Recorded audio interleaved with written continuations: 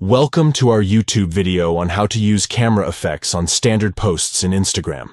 In this full guide, we will walk you through the steps to add creative camera effects to your Instagram posts. Let's get started. Step 1. Open the Instagram app on your Android device.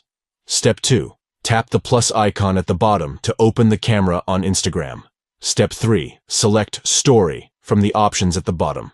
Step 4. Tap the filter you want to use. You can choose from the available options in your camera or search the library for more. Step 5. Snap an image or shoot a quick video using the filter by pressing the large circular button in the middle. Step 6. Instead of posting your Instagram story, tap on the 3 dots in the upper right corner of the display and select Save. Step 7. Find the picture or video in your phone's gallery. Step 8.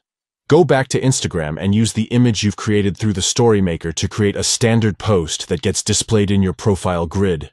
With these simple steps, you can now enhance your Instagram posts with unique camera effects.